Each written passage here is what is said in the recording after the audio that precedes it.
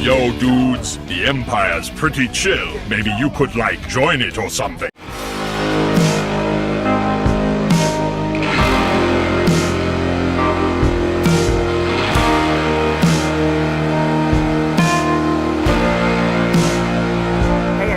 Lucimus Prime here, so it is time for another review in the Batman film series I'm doing, and this will be for the last movie in the Batman franchise I'm going to be reviewing so far.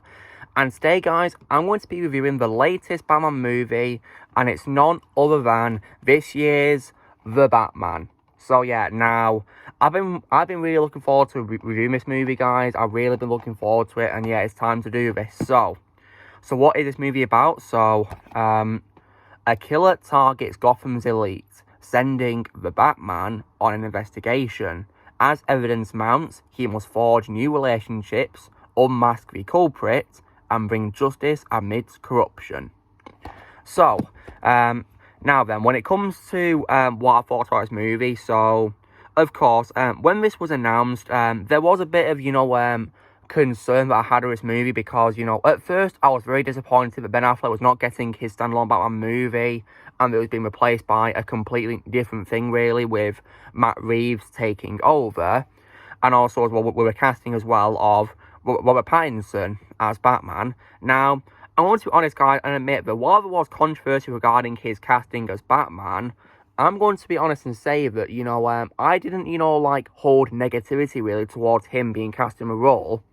Because when I see him in other things he's in besides, before I saw this, I think he was a very good actor. For example, of course, as Cedric in Harry Potter, the Goblet of Fire. And I thought he was also so good as well in Tenet as well. And also, I also definitely liked him a lot as well in The Devil All the Time as well. And plus, there was, of course, controversy because he was, of course, known for appearing in the Twilight films. And I'm going to be honest, guys, and say that I don't have an opinion on those movies, really, because I've only tended to watch the first movie once, guys, and I shut it off because I was so bored. I fell asleep. So, yeah, I don't have an opinion on Twilight. So, yeah. But on to this, however. So when I saw this movie, guys, I saw the trailers and I'm thinking, wow, this looks very promising and looks pretty good.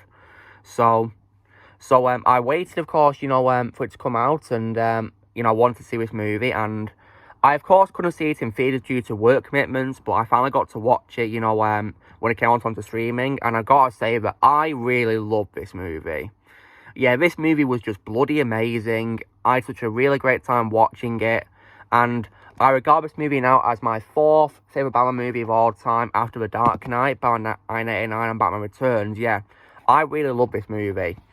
It wasn't, in my opinion, the best Batman movie ever, in my opinion, though, because there were some nitpicks I have with the movie, several issues, which I'll get to, but let's talk about the pros of the movie first before I go on to the cons. So the pros of the movie, why this movie is vengeance, wow.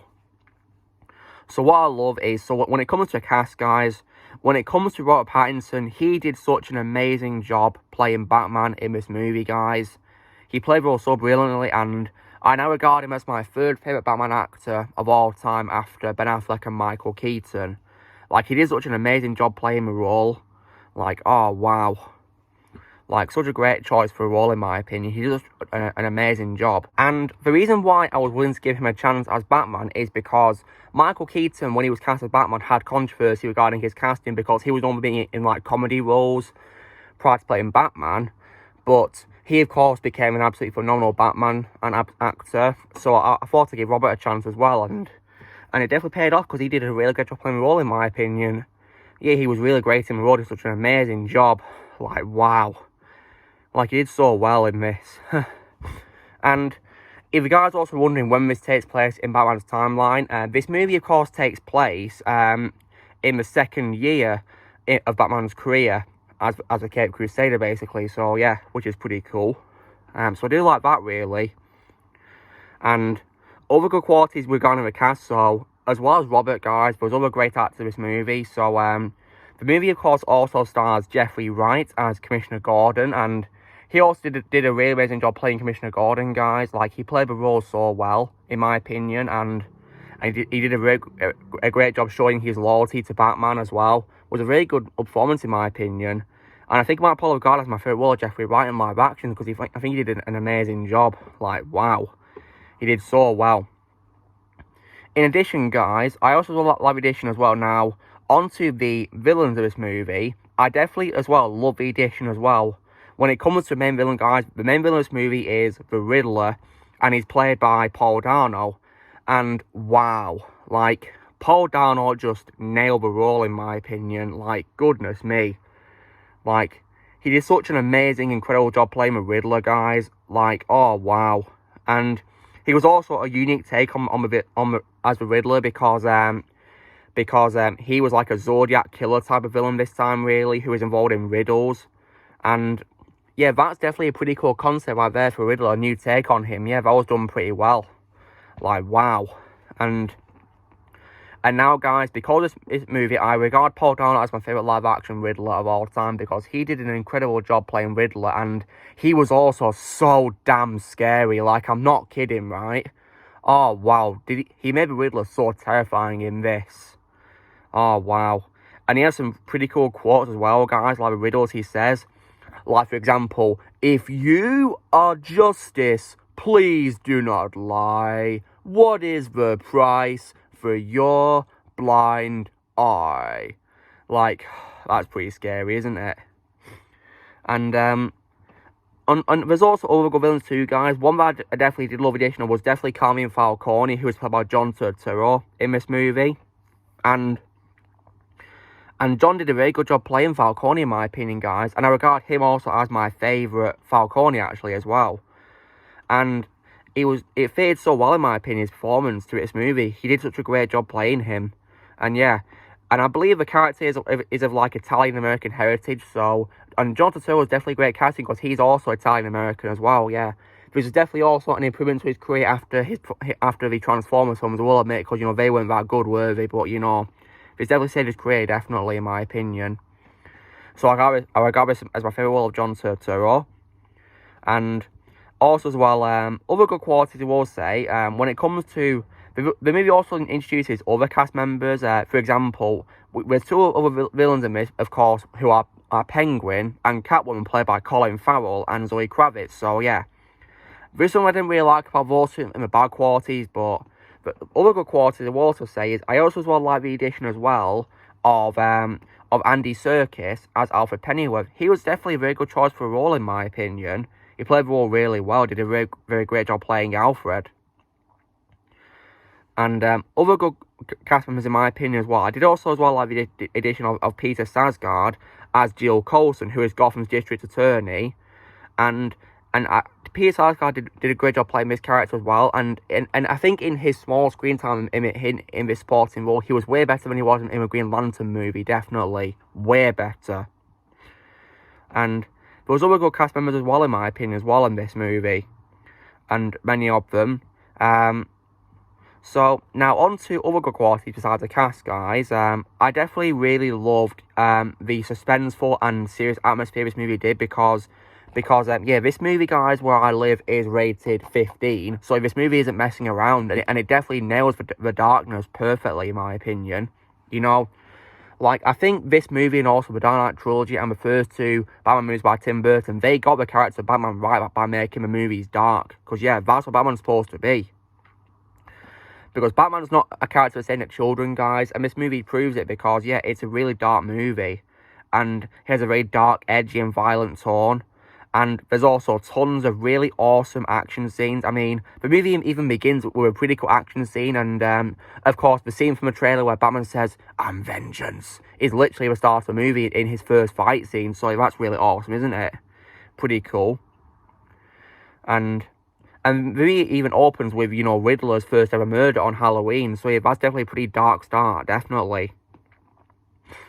And also, what's also cool is, this movie is also a standalone movie, guys. It's not connected to any other DC universe, so it can start over. And because it can start over, yeah, that's where I think the movie definitely succeeded, because, you know, it worked really well as, like, a standalone opening to a new universe, really. Did a very great job setting it all up, in my opinion. And Matt Reeves did a very good job directing this. I mean, because before I saw this movie, guys, I of course knew him for directing the Planet of the Apes reboot trilogy, which also starred Andy Serkis, and I also saw Cloverfield too, but I hardly remember that movie that much, wasn't much a fan of it. But yeah, he did a great job composing this, did a very good job, in my opinion. And I like how this movie also drew inspiration from, like, other media, like, maybe other, like, gangster movies or, like, murder mystery stuff, detective stuff, really. You know, things like, say, The Godfather, maybe, for example, or maybe even Seven as well. Like, this definitely drew inspiration from a lot of those movies, in my opinion. I could tell because of the detective themes and the darkness. I also love the new design of Gotham too, guys. It was really good, in my opinion, very well designed. Although with some product placement in the city, like Little Caesars, which has been advertised, but I can let product placement slide, really, to be honest. And yeah, it was a very good story, in my opinion, as well, really, because I've already said that I like how it's Batman's second year as the Cape Crusader, and it's about him finding out who this Zodiac Killer is, really. And they did a very great job of it, in my opinion. And this movie definitely gave Riddler justice, because while I adored Jim Carrey's performance in Batman Forever, I feel like he was in a pretty mediocre movie. So I'm glad Riddler got to be in a much better movie than Batman Forever, in my opinion. So yeah, and Paul Dano did a phenomenal job playing the Riddler. I mean, my favourite Riddler in terms of, you know, comic accuracy is probably Corey Michael Scott from the Gotham show. But in terms of performance, Paul Dano all the way for me. He takes the cake. I mean, I already had faith in Paul Dano to do a great job, because before I saw this movie, I already loved him in Prisoners by Denis Villeneuve, my favourite work of Denis Villeneuve. So I knew he was going to do a great job in this, and yeah, I was right, because he nailed it as a Riddler, in my opinion. Like, wow. and also as well, guys, what's also cool is, this movie is also considerably really long, because the runtime of this movie, guys, is 176 minutes. So yeah, that's 4 minutes short of being 3 hours long. Yeah, like, and in my opinion, guys, the pacing can work really well, because there's hardly any scenes which can drag on, really. Like, it's full of really great to watch action scenes which are very intense, and they keep you watching the movie. Like, oh, wow. And even the dramatic scenes which don't involve much action are also very good to watch as well, really. And what I think is also a highlight of this movie, guys, is I do also as well love how this movie, you know, gave us more of Batman than Bruce Wayne, because, yeah, this movie called The Batman, so, yeah, of course it got to feature Batman more, right? So, yeah.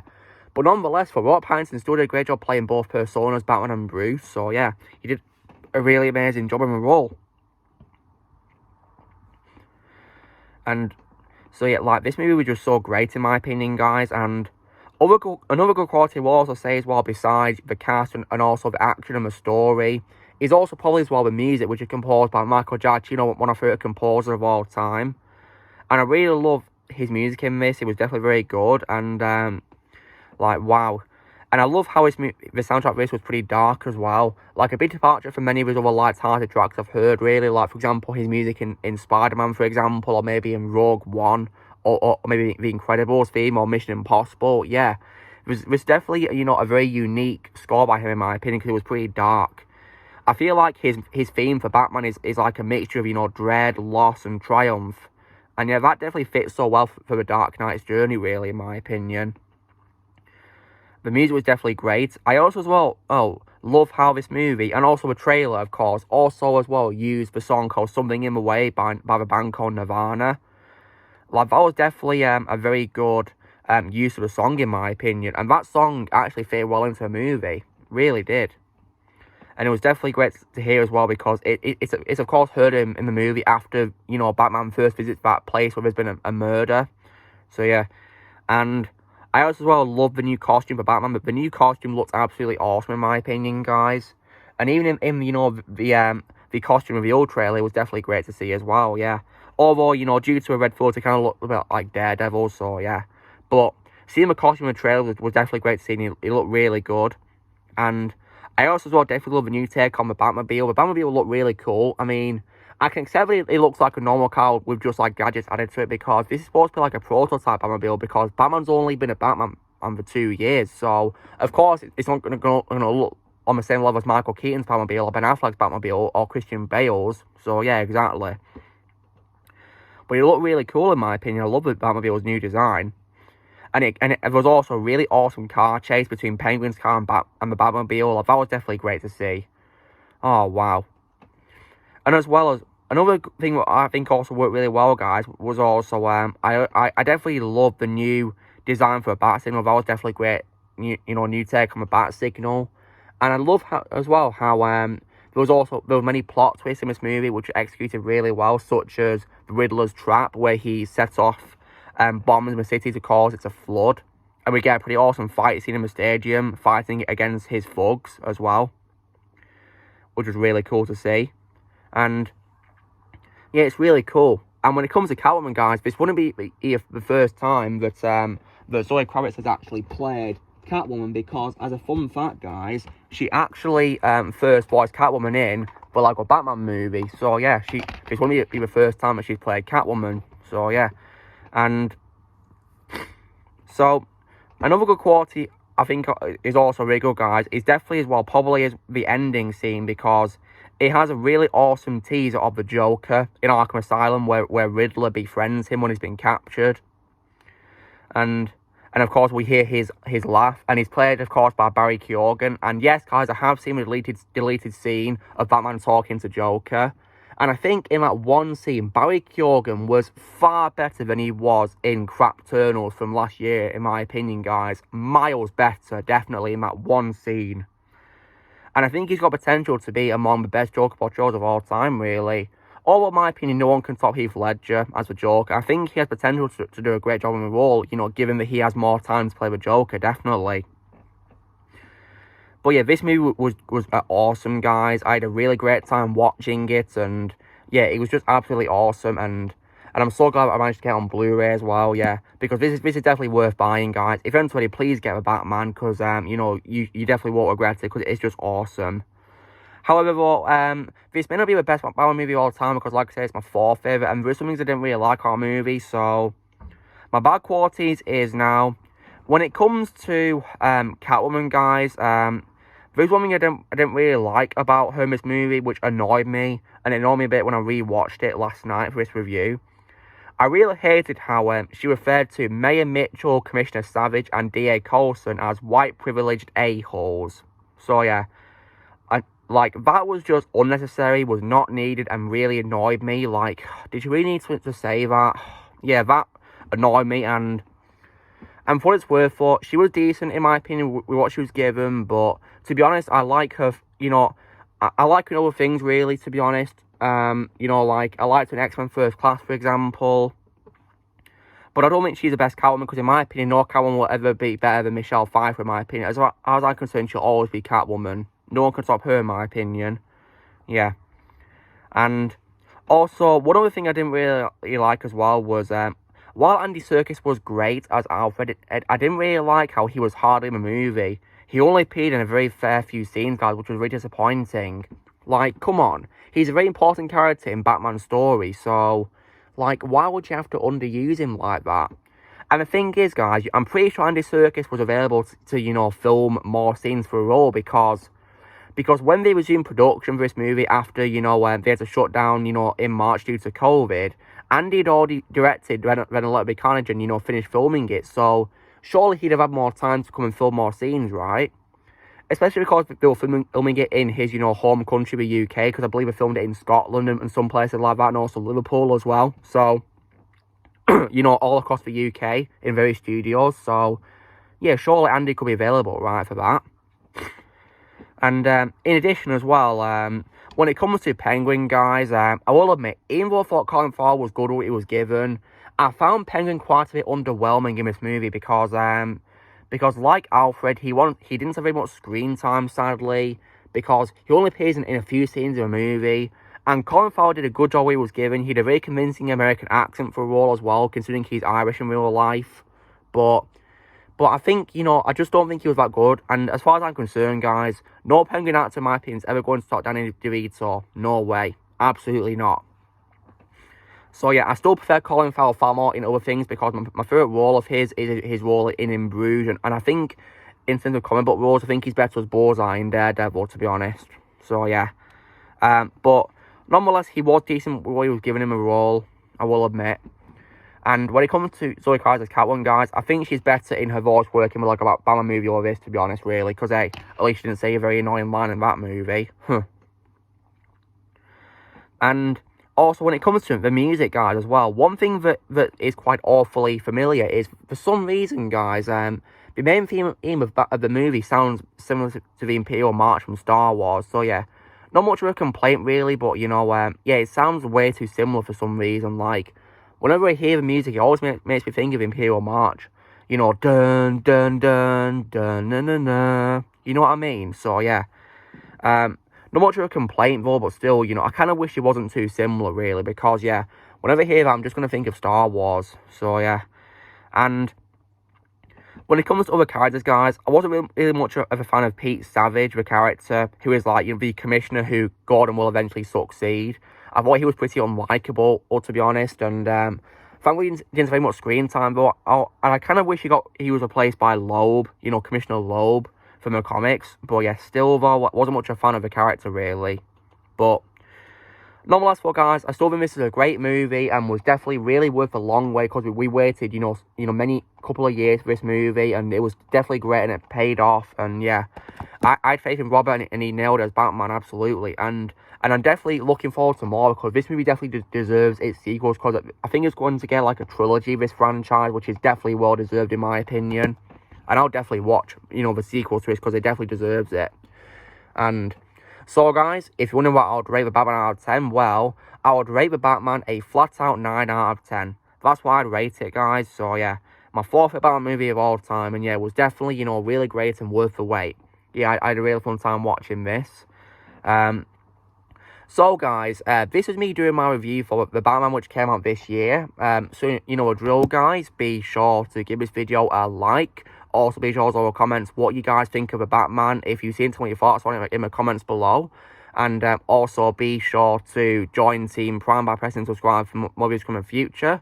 If you'd like to be a member, you can press join if you're using a PC or laptop, or you can click the link below the description. And I'll see you all later.